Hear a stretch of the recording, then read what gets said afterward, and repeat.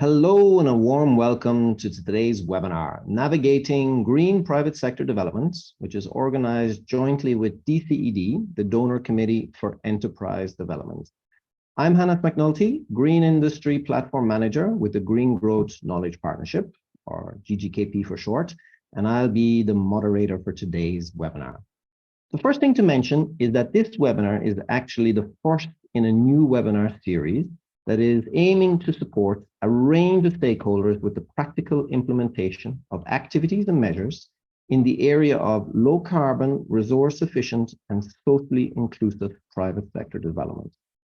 So today, our objective is to frame the key challenges around private sector development and then introduce how DCED's new Green PSD Navigator can provide best practice approaches and tools across three intervention levels. These are policy and regulation, supporting functions, and individual companies. Now, as we're very keen to be able to adapt this webinar series to your needs, we'd really encourage you to submit your questions throughout the discussion in the dedicated Q&A section at the bottom of your screen. Please, therefore, it means that you shouldn't use the chat for your specific questions to the speakers, but really just use it for comments and overall discussion with the audience. And with that, it's my pleasure to introduce our two speakers for today's webinar. Firstly, framing the challenge of private sector development, we have Antoine Coste, who is a senior economist at the World Bank. He's been at the bank for 12 years now and currently works on the green competitiveness and climate agenda in the Global Trade, Investment and Competitiveness Group. Then introducing us to the Green PSD Navigator, we have Johanna Klein, who is a partner at Global CAD and a consultant specialized in green economy and partnerships for development and private sector development. Johanna is also one of the lead authors for the Green PSD Navigator, which we'll be talking later. So without further ado, please let me hand the floor over to you, Antoine, to get us going with this webinar. Thank you very much. And hello, everyone. Let me share my screen. I have a few slides.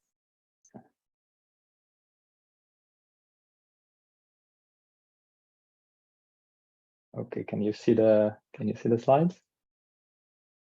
You'll just have to change your view, Antoine, because we see your... Oh, yeah. Yeah. Hold on. You just need to go to display settings when you do that and switch the screen. That should do it.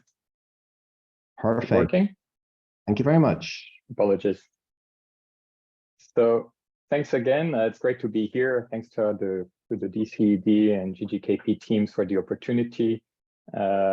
Just as background, I have a background as an economist, work at the World Bank on trade and private sector development projects. I've worked in different regions for several years, and I'm currently working in a global unit to clarify our agenda around green competitiveness and climate change, and also support country teams on green and climate aspects. And so the work done by the DCD and GGKP is very useful to us. So thanks again. I'll just say a few words first about the World Bank's experience greening the private sector development agenda, and then derive some key questions in terms of the scope of Green PSD and what we should focus on. And then finally, a few more forward-looking reflections on approaches and how we can maybe achieve more impact in our interventions. So first, about the World Bank's experience greening the PSD agenda. I think, generally speaking, there's been a big push to green PSDs for the last decade since the Rio +20 conference, with the realization that private sector must become greener, and that also private innovation, investment, and trade are needed for both sustainable development and green growth. On the bank side, it's been reflected in several corporate strategies. The environment strategy that was adopted in 2012 with objectives in terms of cleaner production in industries, for example, but not so much of a discussion on PSD and competitiveness aspects per se. the climate change action plan that is still being implemented that has specific commitments in terms of share of financing with climate co-benefits, and mentions manufacturing as one of the 5 key sectors for transformation, along with energy, transport, and so on. And for the first time, I think really mentions green competitiveness and specific dimensions like the circular economy, or what can be done in industrial parks, or the role of climate resilience in the private sector, and so on. Currently, there are ongoing discussions about the bank's evolution roadmap, which will set the long-term strategy for our organization, with an expected focus, enhanced focus on global public goods, including climate change.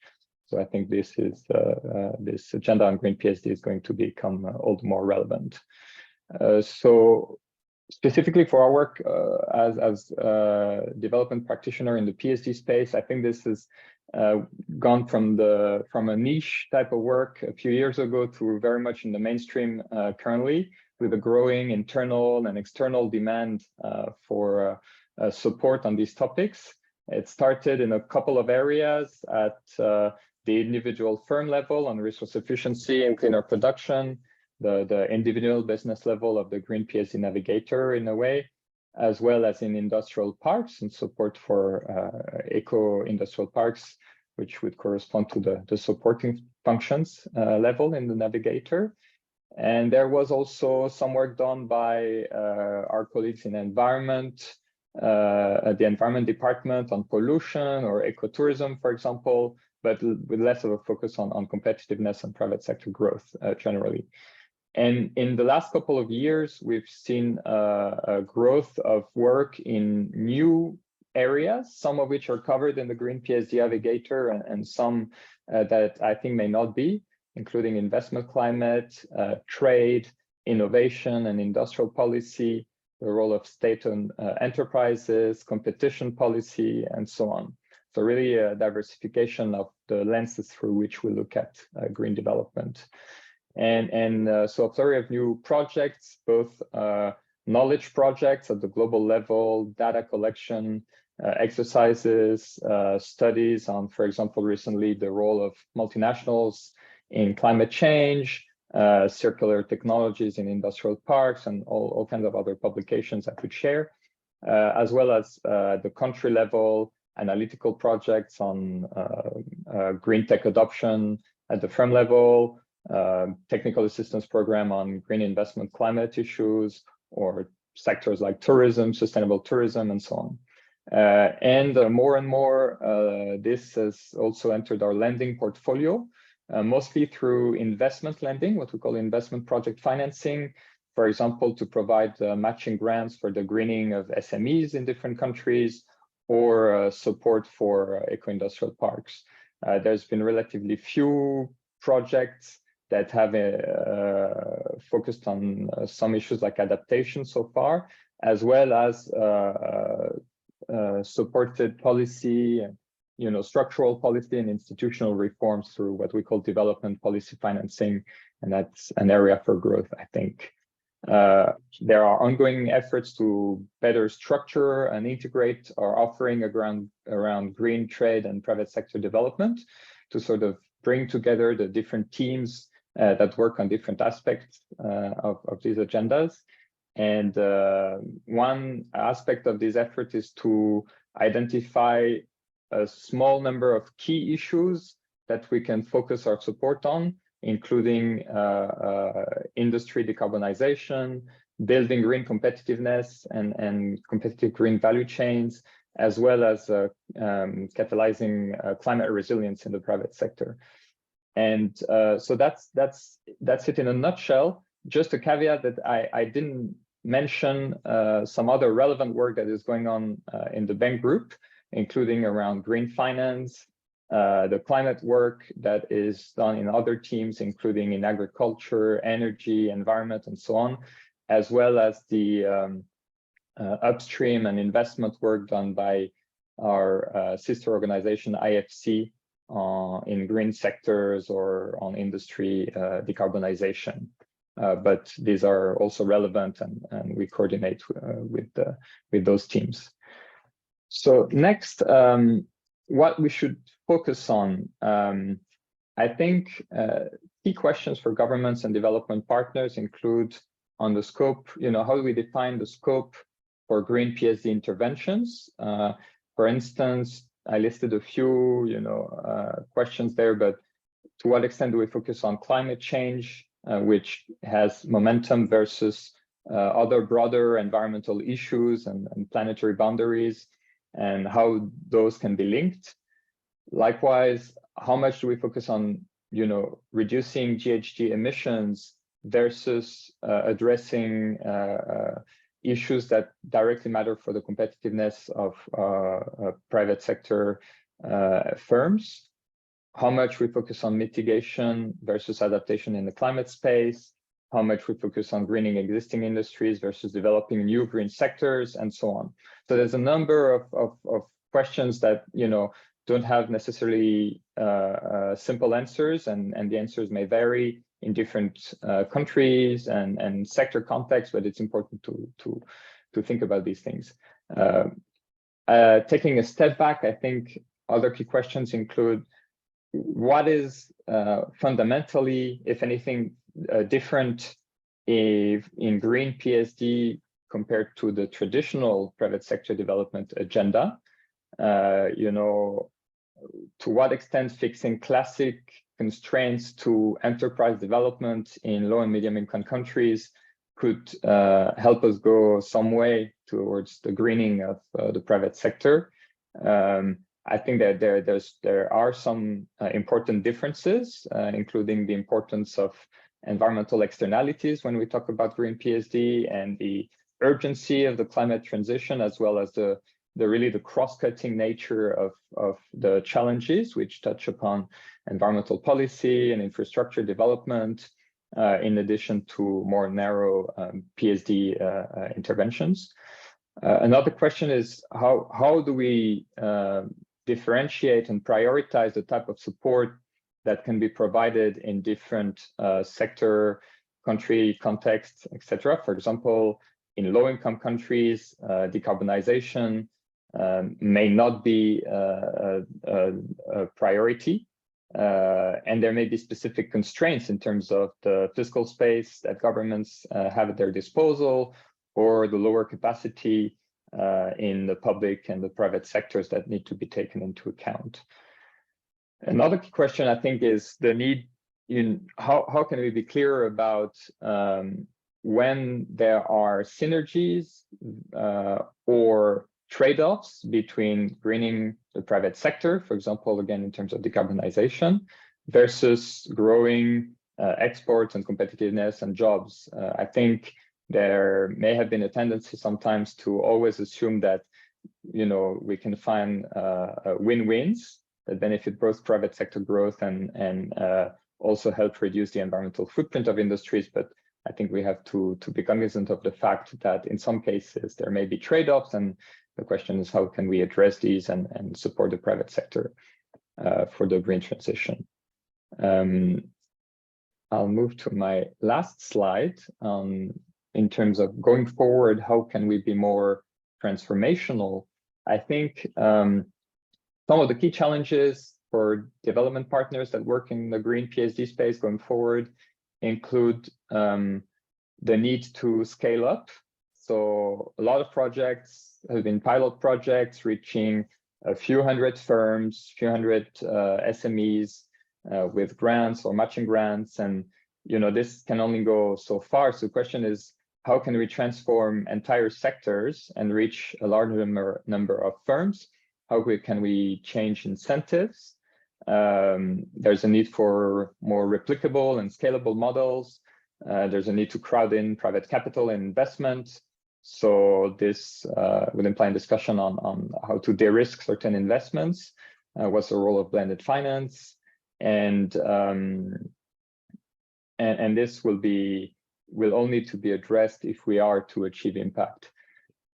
Related to this, another aspect is, I think, we may discuss also later during the webinar, but the need to not only focus on technical aspects and what can be done at the level of firms or industrial parks, for example, to be more resource efficient, what technologies are available, but also really look at the policy and institutional frameworks and identify needed support policies and structural reforms.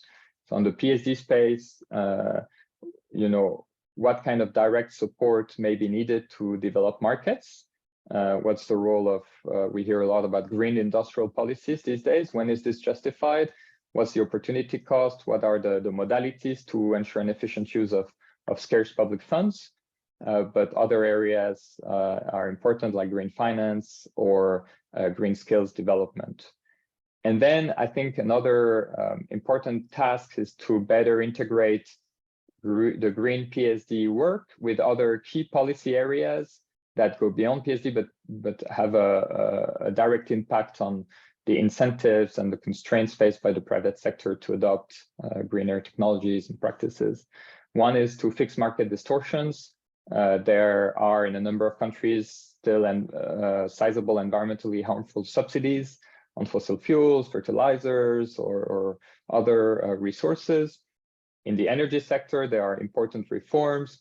For example, in many countries, it's difficult or impossible for independent power producers to sign power purchase agreements with firms in industries. And how can we make this easier? And there are more general restrictions to investment and competition that may have an impact on firms' capacity to invest in green. And lastly, addressing externalities and, for instance, through environmental policy, be it regulations or environmental taxes, including carbon pricing. Those are difficult measures, but they're needed if the private sector is to fully transition.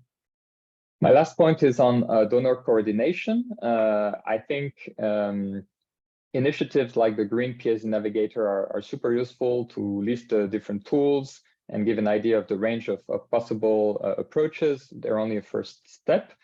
I think going forward, different agencies are likely to have to continue to have different focus or tools or approaches based on their respective comparative advantages. But there can be a lot done to harmonize definitions or understanding of key concepts and frameworks. I think the DCED has done work in the past to clarify approaches, for instance, on the circular economy that were new, and this is very useful. Another example is the international framework on eco-industrial park that was jointly developed by the World Bank, GIZ, and UDIDO. That has been a very useful tool for these organizations when we support our clients. But there are other areas where there are knowledge gaps that we can fill together. For instance, around the principles for smart green industrial policy, and there's more work planned under the DCED Green Growth Working Group on this topic. Another, I think, that would be interesting to explore more is around private sector and climate adaptation. I think this is good timing for this kind of efforts because there's a lot of new initiatives, new projects, and frameworks, approaches still being refined. So it's good timing.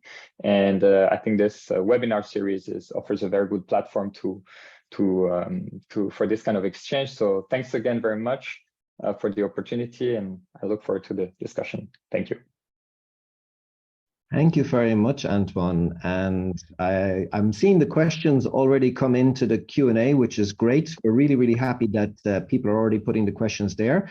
And we will bring those into the discussion, which comes after Johanna's presentation.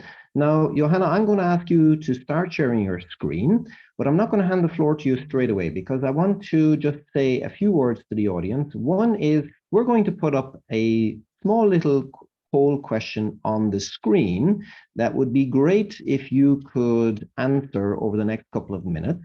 That will help us actually with our discussion and also with the future webinar series that we're planning. The other thing as well is to mention that this is being recorded, and of course we will share the recording afterwards with all of you, and you'll get the link to that as well. So fear not, this is going to be available afterwards. So thank you. You're already answering the poll, I see. And in the meantime, I will hand over to Johanna. Johanna, please. Thank you very much, Hannes and Antoine. Yeah, my name is Hannah Klein, and I'm happy to introduce the Green PSD Navigator today. It's, as already mentioned, I think various times, it has been developed by the DCED, and it has been developed actually as a tool for practitioners to plan and implement Green PSD projects. So it's really like a starting point that aims to provide an overview on different approaches and on different tools and case studies for green private sector development. And I'm going to run you through it a little bit so that you have an idea of what you can expect as part from this navigator. And yeah, I hope some of you will be then feel interested to actually take a look and see if there's something interesting in there for you as well. I mean, as Antoine already. Yes. Just a small, the sound is a little bit dodgy on your side. Could I ask you just not to go too close to your computer? I think it's related to that. Thank you. Is it better now? It's a bit better now. Yeah. Thank you. Okay. I hope it works. If not, just interrupt me again, please. Yeah, I mean, as Antoine already said, I mean, the topic of green private sector development has gained a lot of traction in the last year due to different reasons. But what the DCD noticed also was that there was a gap, kind of a knowledge gap, on all the things that have been developed already. So there's a lot of approaches and tools out there that were not kind of collected in one place. And the idea of this Green PSD Navigator is really to provide this place, not in an exhaustive way, obviously, but trying to cover a wide range of examples on how really to plan Green PSD intervention in a more comprehensive way. Very quickly as a start, okay, yeah, very quickly as a start. I'm not trying to get into the discussion what is green private sector development. I just wanted to frame it quickly the way it has been framed in the Green PSD Navigator as an operational definition to be able to kind of decide what kind of approaches would be part of this document and what not. So basically, we're looking at everything that's at the interface of green growth and private sector development, recognizing, of course, the importance of inclusive growth and the gender perspective. Although the focus here is really more on the greening aspects. Green growth has been defined as programs and approaches that aim at achieving economic growth that is environmentally sustainable and includes aspects such as mitigation, adaptation, protection of natural resources, decreased resource and carbon intensity, and pollution reduction.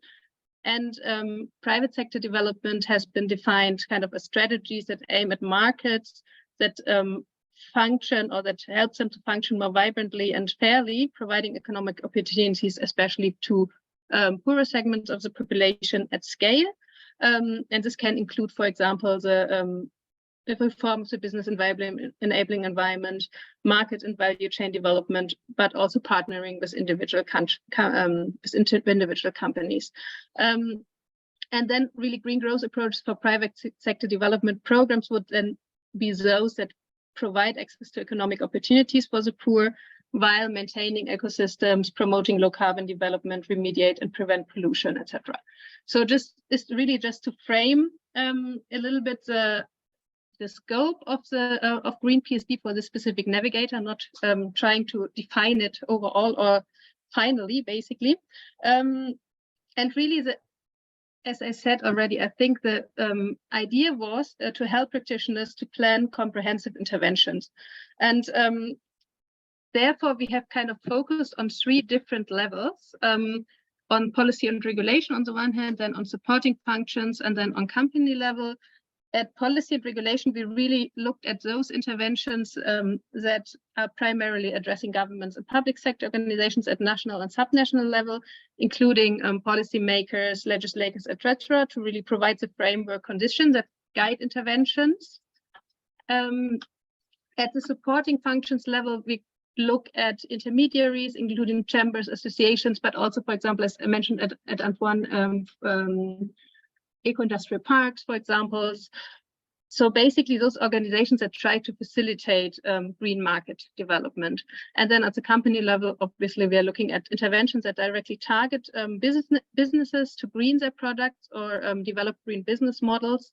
with a specific focus on micro, small, medium-sized enterprises, although some of the approaches are also directed at large companies. However, overall, our idea was really to look for those interventions that are more focused on SMEs, basically. And this is done basically through a set of approaches. The approaches are the ones that you can see here. For example, for policy and regulations would be green economic climate strategy policies, macroeconomic modeling for green growth, green fiscal policies, green public procurement, green investment climate. Just as an example, I'm not going to read them all to you. I guess you have read them all already while I was talking.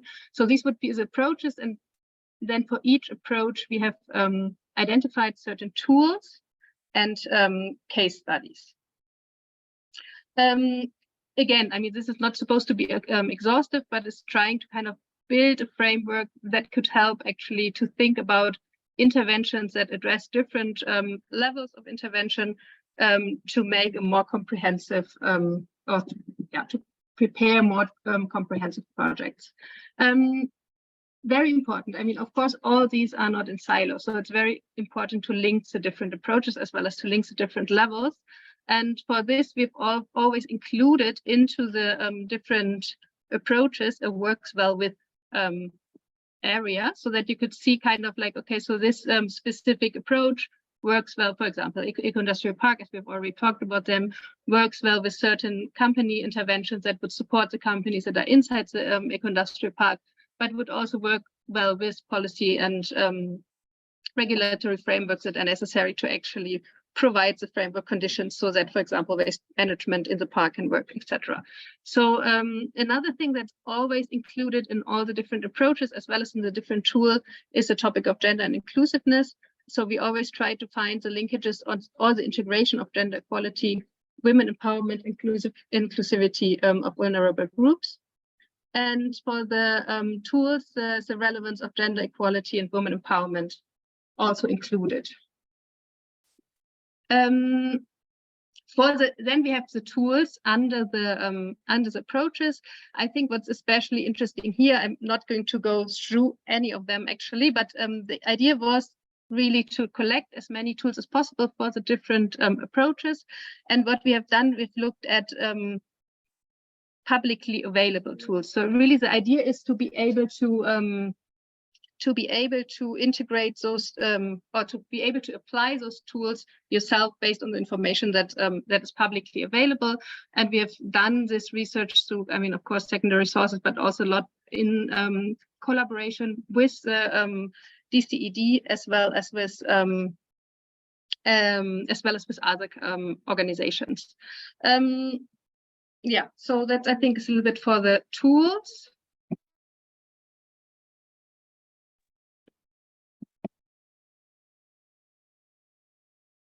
So now the question is, how can the Green PSD Navigator help you in this one? And the idea was to build really hands-on, user-friendly knowledge product that serves as a starting point for Green PSD interventions. So really to see, you will see the structure later on. I'm going to show it to you. So it's really like a bullet point type of overview that kind of can help actually to frame Green PSD interventions. It's including kind of a systematic synthesis of relevant areas for action in the field of Green PSD, including reference documents for program, or serves as a reference document as for program project development developers. And then the idea was to share available resources to encourage mutual learning and to facilitate policy coherence and complementarity of approaches. The idea was also to make it easy to navigate. It's actually kind of like an interactive PDF, so you can always jump back to the table of contents, to approaches, to the tools, as well as to the different intervention levels. So the idea is really not to read this whole document. It's really just the idea to kind of to look at the different areas and pick out what could be interesting for you when you're planning a project.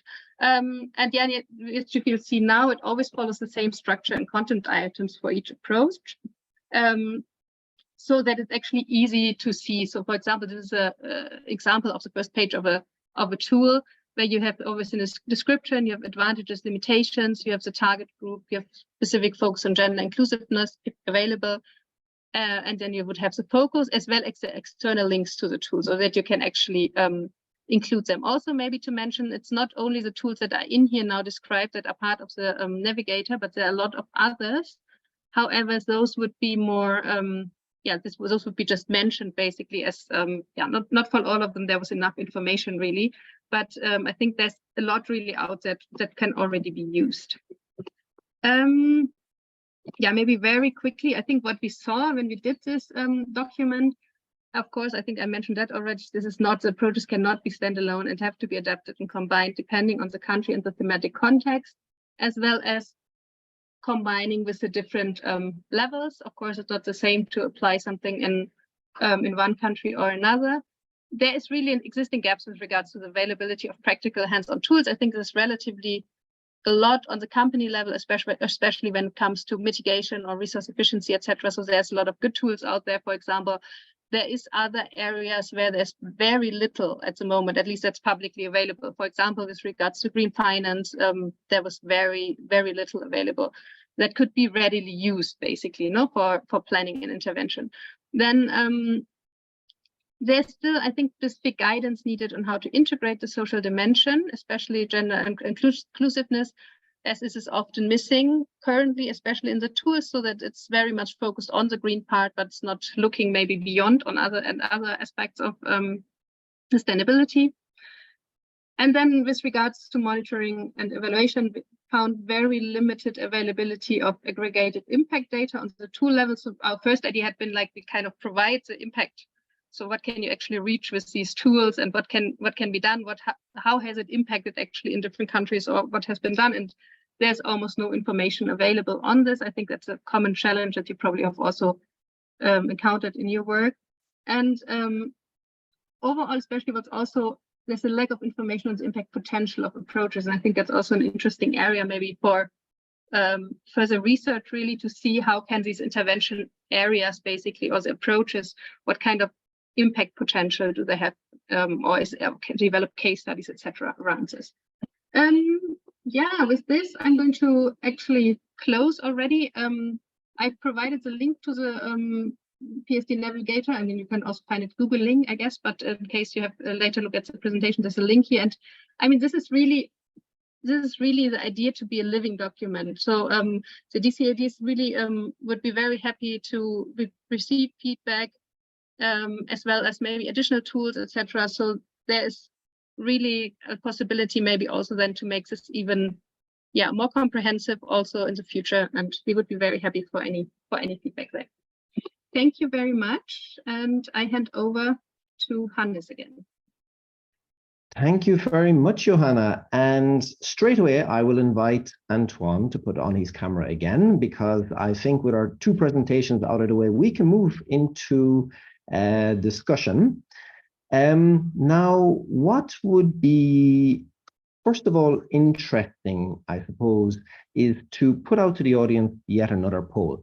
So while we start the discussion, you, the audience, will have the chance to answer another few questions after that presentation from Johanna.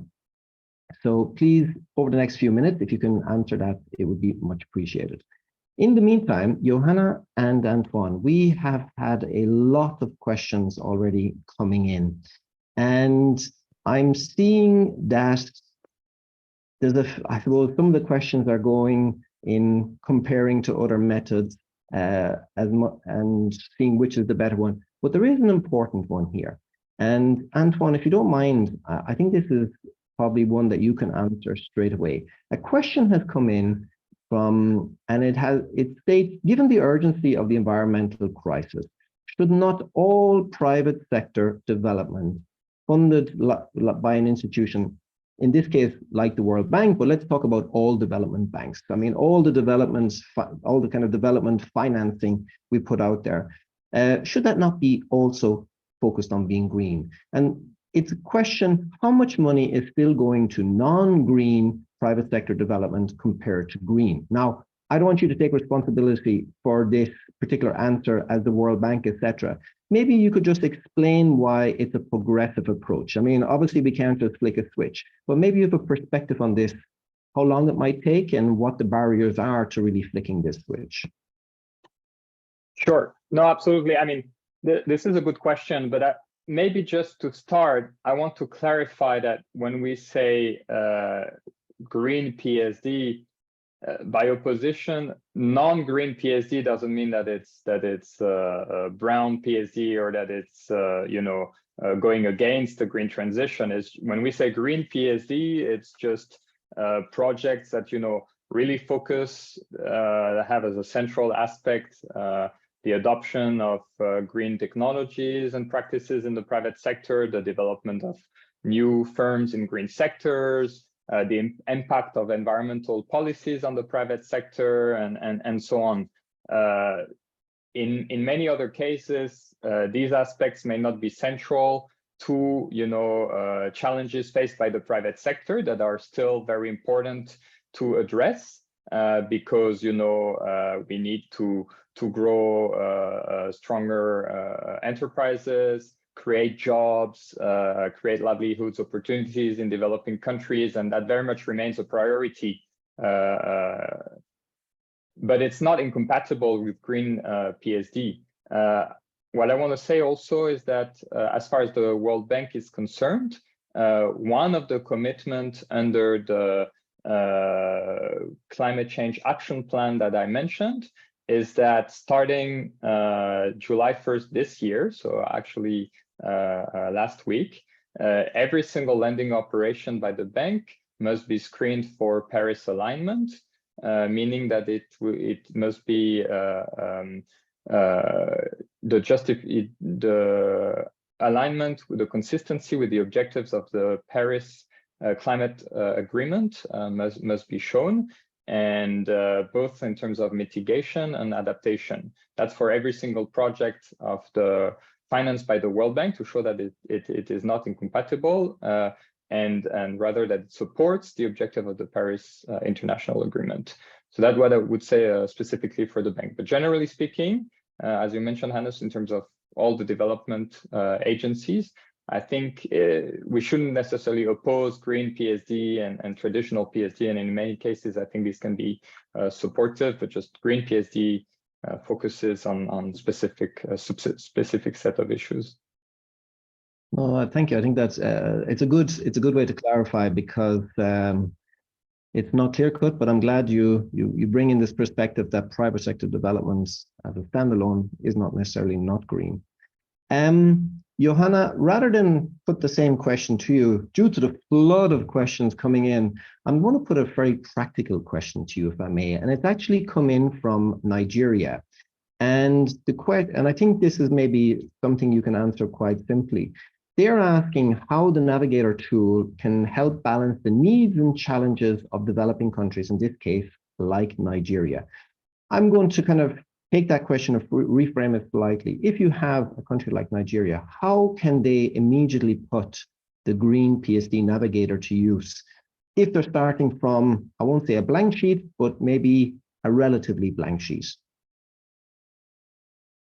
I mean, the idea that we had with the Green PSD Navigator would be exactly that. If you would now plan a new program, for example, in Nigeria with regards to private sector development, you could actually look at the different approaches that are in the Navigator on the different levels. No, I mean, like you could either start from the companies and say like, okay, I want to really support companies directly with greening their operations. So then you would have a lot of tools there that you could apply actually with regards to, I don't know, greening the business. I also saw there was a question with regards to adaptation. There's also tools in there that would help SMEs to adapt to climate change, for example.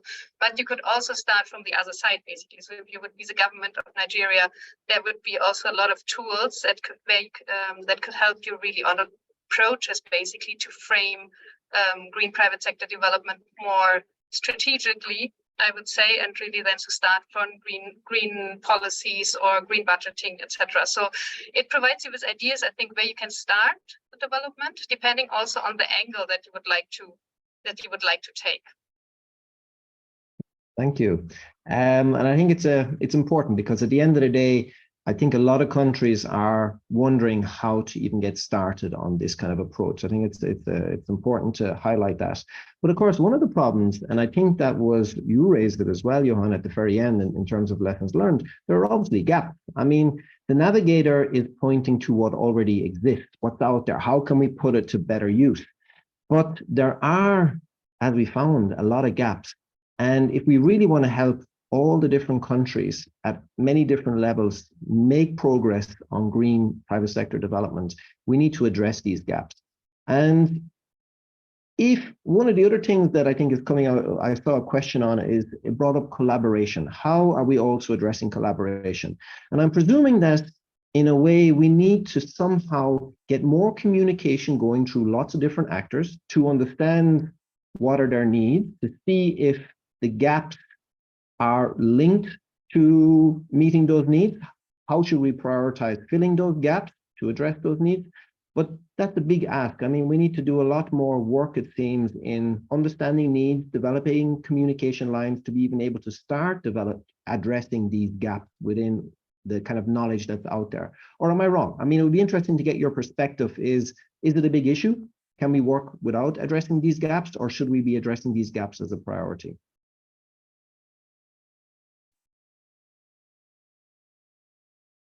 Shall I start? Okay, yeah, no, I think, I mean, definitely, no, I mean, I think what, as you said, rightly said, I mean, this was just like an exercise really to see what's out there and what could be easily put to use, basically, as also not to reinvent the wheel every time. No, I think that, and that also their communications comes in, basically, because most people don't know what's already out there, or there's not enough communication probably, not only inside countries or between the development cooperation agencies or experts, etc. It's probably good to bring everything together to make sure that there is this knowledge of what is already existing, and especially what has worked and what has not worked. No, I think that's very important on the one hand. Then probably on the country level, I think there's also the need really, as it is so intersectorial. I mean, always this problem that now we have also the green growth debate, we have the private sector development debate. So how to actually get the Ministry of Economy working better together with the Ministry of Environment, and get also these different angles together. So I think, yeah, communication on all levels is definitely key. I'm afraid that's also nothing new, but it's something that's complicated to address also, as it has showed. So yeah, the Green PSD Navigator is definitely not going to solve this problem. Okay, but it's a problem we need to solve, one could say. And I think to the audience, if you have particular ideas how we can address this communication issue, it's quite common, we know, but if you have particular ideas, it'd be great to get that actually coming in through the chat, for example. However, talking about kind of expanding on this idea of communication gaps or improving communication, Antoine, a question came in about local banks and how vital they are to the green transition within countries. And I suppose there's a big role for development banks to play in this, in getting the local banks to be the leaders on private sector development, to be the enablers of it. But of course, we need to get that line of communication going between the development banks, the local banks. They need to get capacity building, they need to get the skills. Have you experience on this already from the World Bank side of things? Thanks, Ernest. Yeah, I mean, absolutely. I think this is a good point. I mentioned we need we're going to need every source of capital available for the transition. So local domestic financial sector is a key player, banks or other non-bank financial institutions. The World Bank has worked with commercial banks for a long time to provide a line of credits to SMEs in many countries, and this experience is starting to be applied in the green and climate space as well.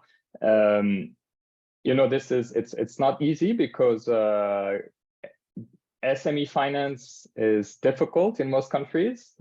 Few SMEs have access to commercial finance. Green finance is also difficult because it's a new area. In some cases, the financials are not so clear. So green SME finance is kind of a perfect storm. It's even more difficult in Europe. That said, there's a lot of central banks that have adopted green finance, frameworks in recent years, and have pushed local banks to lend more for the green transition.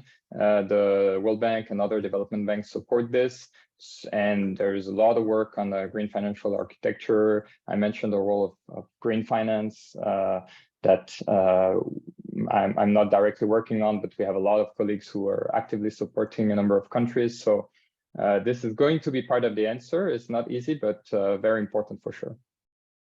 Thank you. And you brought SMEs have been brought up both in the chat and also in the questions. There's no doubt that there is a big interest in this side of the development, you could say. And I'm actually taking a look at the results of the polls, and one of the key factors that people say are important to address is understanding of local conditions, which is really also related to SMEs. I mean, SMEs are a very local-based type enterprise.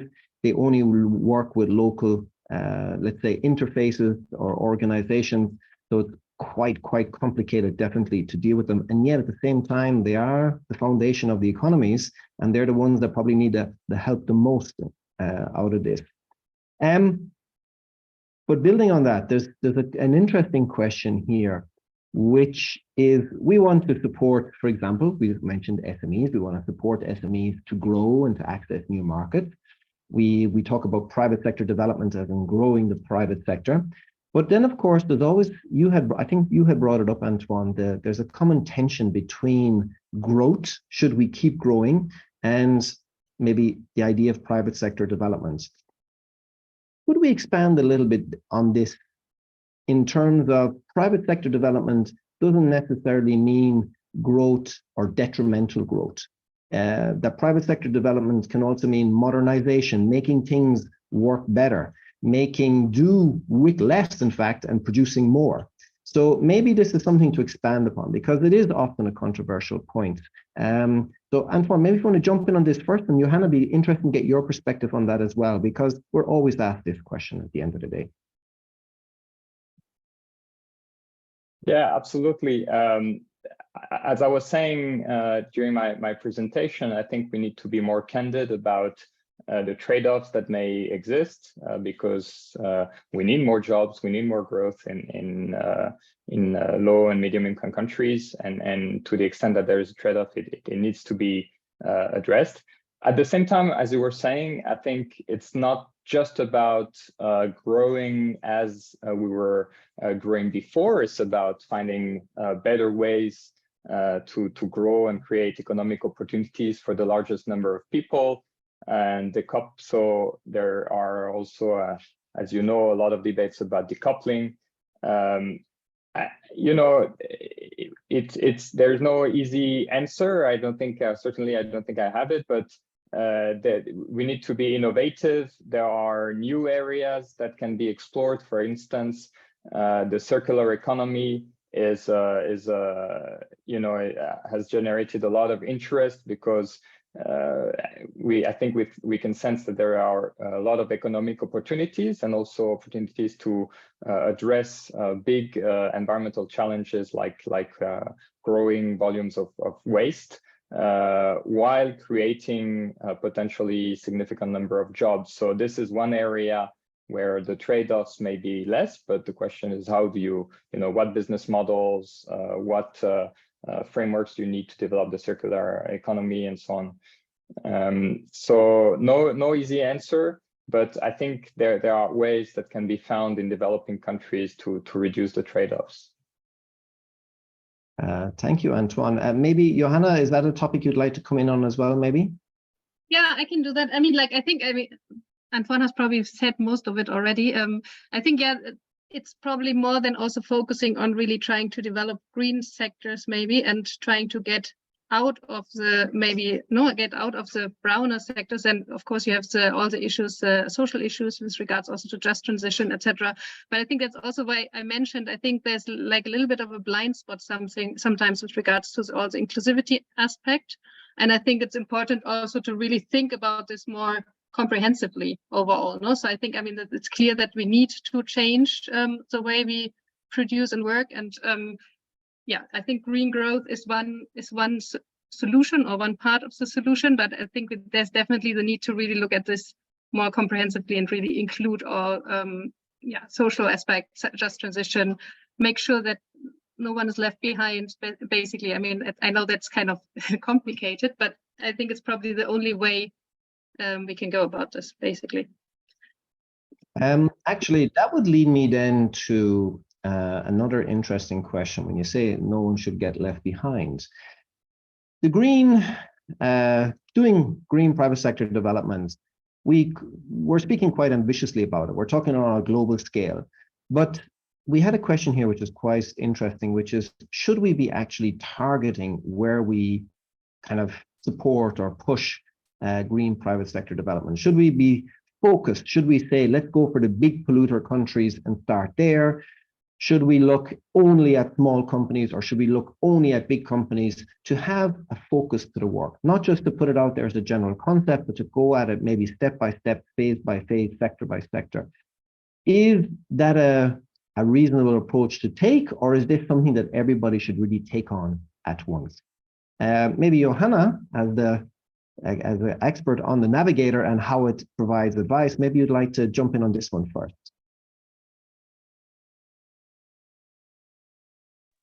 Yeah, I mean, I think there's also a lot of different actors out there, right? I mean, and I don't know who's on this call, I think, but I think there's different actors that have a different role. So I don't think there's like this, we should all focus now on SMEs, but I think there's organizations that should focus on SMEs, but I think the companies, big companies themselves should focus on their own operations as well. I think governments need to overall to look at the it's the entire country and to make sure, of course, that big polluters reduce their impacts, but also that SMEs are not left behind, and that there's maybe also opportunities for small companies that are tackled. So I don't know, I would be very reluctant now to define a specific focus for this, I have to say. I think it's a very individual decision that needs to be taken on a country by country or even regional level, basically, or not really subnational level, really. So what makes sense for a specific area? So I don't think there's a there's not one thing that kills it all, basically. I suppose to add to that, what would be important, and if I remember correctly, with the PSD Navigator, you're actually guided towards information that can help you as even a country make these types of choices, because you said each case is unique and you need to understand your own situation to decide, should I prioritize the sector or should I prioritize this?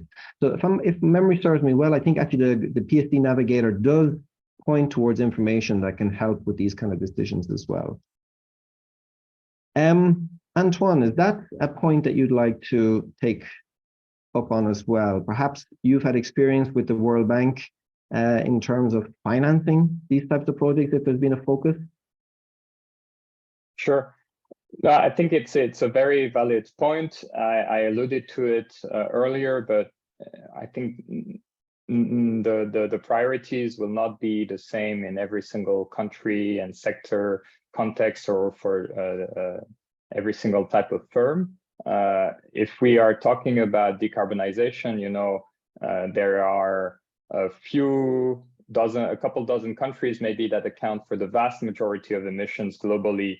So it makes little sense to ask other small countries to focus on mitigation, at least for the sake of global reduction in GHG emission. Maybe there may be very valid reasons to do so that may benefit these countries directly, co-benefits of mitigation, but they don't have the biggest responsibility there, for sure.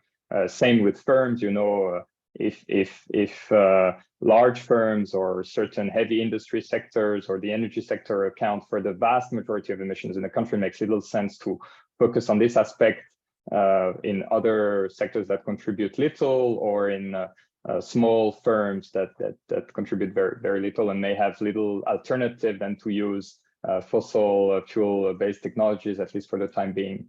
But I think the Green PSD agenda is broader than this. I think, as we tried to show today, and for SMEs, for example, if we're talking about them, it may be more about green competitiveness, and what does the green and climate transition mean for those firms? How can adopting greener technologies and practices help them avoid being excluded from certain export markets that adopt new climate related requirements? for import products or from value chains where multinationals have new expectations from their suppliers, and also what kind of new opportunities can be seized by positioning themselves and differentiating through greener, more sustainable products. So the debate is not, or the priorities is not necessarily are not necessarily the same for SMEs. As I mentioned, also I think resilience to climate-related shocks is a very important agenda that we can also support. Thank you, Antoine. We're getting quite close now to the end of the webinar. I realize we've had a very good discussion already. And what I'd like to do at this moment is, to the audience, we, as you've seen, have put up a couple of polls already to get some information from you. And we're actually going to put up yet another poll. Now we're close to the end of the webinar to get some more feedback from you. We're getting all of this so that you can help us shape the next webinars in the series. So this is going to go up for the last few minutes, but in the meantime, I want to come back to Johanna with one last question. And this is about, we've had both in the chat and in the Q&A, questions have come up about the lack of evidence, the lack of the business case. How can we show that this is a good approach to go? And I've even had here, what opportunities are available for green SMEs? What type of certification, what type of technical assistance? To what degree can the PSD Navigator help show the business case, direct people to case studies, direct people to technical assistance, if they are, for example, a company or somebody wanting to help companies?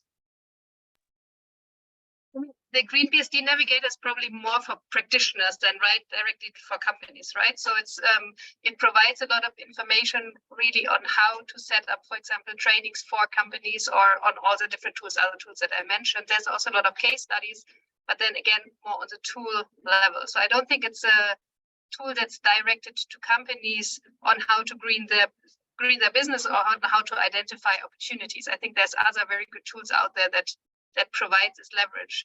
And then with regards also to the information, and I mean, I think someone mentioned it in the Q&A as well. I mean, there's a lot of scientific information out there, and I think what needs to be there is like the positive benefits and the opportunities. What can be done not for companies through Green PSD? And I think there's also already a lot out there, but for some reason, it's probably also, there's still potential to make it better so that actually the benefits are actually also reaching more, basically, the companies as well.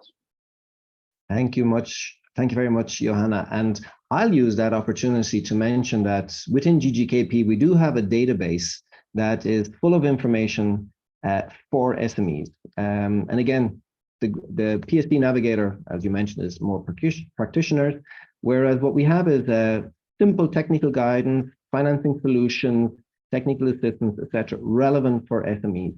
So we'll put a link into the chat, and anybody looking for SME-related information will be able to look there as well. But we have reached already the end of our first webinar of this series, and it was actually quite a short webinar. Normally, it's an hour and a half. We did this one 1 hour. It really was to kickstart the conversation and to get the audience to provide us with feedback to help us shape the future webinars in this series.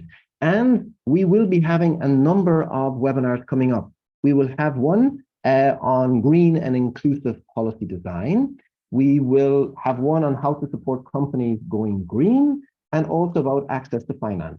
And this next range of webinars will start to take place in autumn, directly after the summer. So do keep an eye out for the invites to those webinars, because this is just the start of the conversation, just to get the ball rolling, so to speak. And there'll be lots more coming in the coming months. But with that, I have to draw this webinar to a close. It was really a great privilege to have Johanna and Antoine here with us for this discussion. Many thanks to you both for really some very, very interesting insights. And of course, to the audience, you have been filling our chat and our Q&A box with a lot of information and many, many different questions, which are really appreciated. And so with that, I wish you a nice rest or beginning of the day. And I look forward to seeing you in the next webinar of this series, which, as I said, will be happening at the end of summer. Wishing you all the very best. Goodbye. Thank you very much. Thank you all.